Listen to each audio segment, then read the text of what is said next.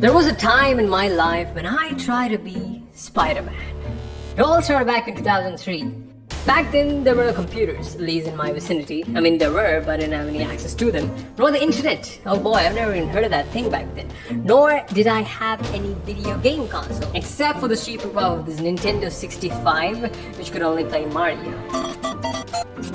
So whenever I get bored, I either draw, watch TV, play Legos, or play with my friends. I mean, there weren't that many options for entertainment like we have today. I mean, you can't just open up Instagram or Facebook or YouTube and scroll your life away. Those things didn't even exist back then. So if you want to talk to somebody, you can't text them, bro. You gotta do this little thing called going out into the real world, meet other live human beings, Jesus, and you gotta say stuff to them, like clothing. Yeah, anyways, that was the thing back then.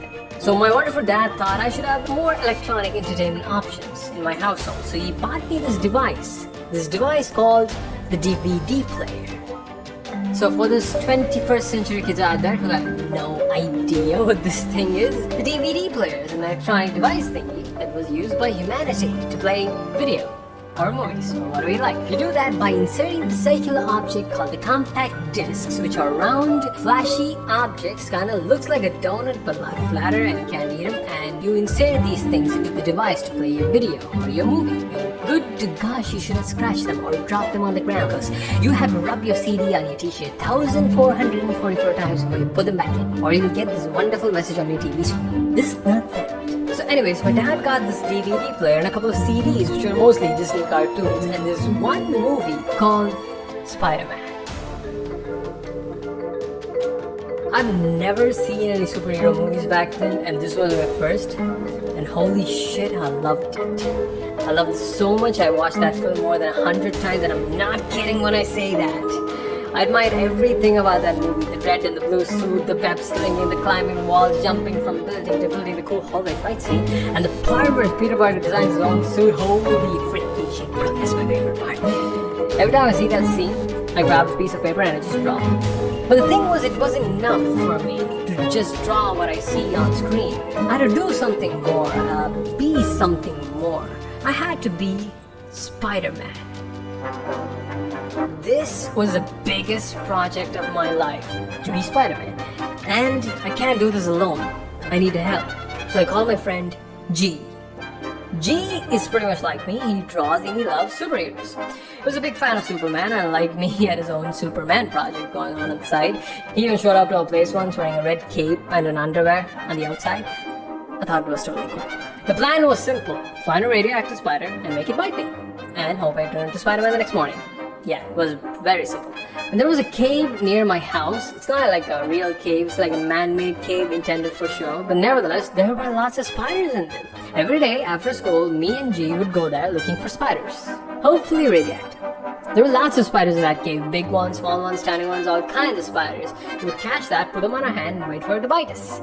Usually that doesn't happen because those things just waltz away. Like, they're too cool to bite us. They don't even care us about being Spider-Man, those selfish spiders. In the meantime, I started to practice my Spidey skills, such as jumping up and down the wall, trying to stick onto walls. That did not go well. Or trying to stick onto walls using glue. That didn't work well either. And Spidey sense. God, I was really good at this thing because it really saved me during those times when I was doodling like a ninja in the class instead of actually listening to the class. Psst, stupid classes. Months and months went by, and the results we were getting were not promising. Our mission to find a spider, to turn me into Spider-Man, was failing me. And all we ended up collecting was a box full of spiders and web strings in them that were of no use. And finally, it all went downstream completely when G's mom came to know about our mission and broke the truth bomb on us. Kids, we gotta talk. Okay.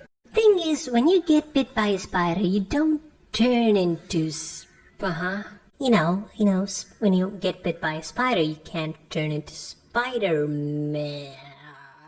You know, you cannot become... You know those web things that made of spider saliva, right?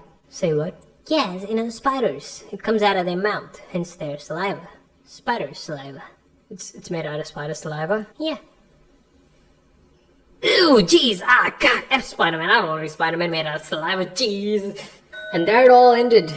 My dreams to become Spider-Man. Years went by with my unfulfilled dream to become a superhero. But I never stopped watching superhero movies, because I kind of liked them. Those characters, even though they failed from time and time again, like me, they had one thing. They kept trying. And that's when I knew that's all I'll ever have. A chance to try. I am Iron Man.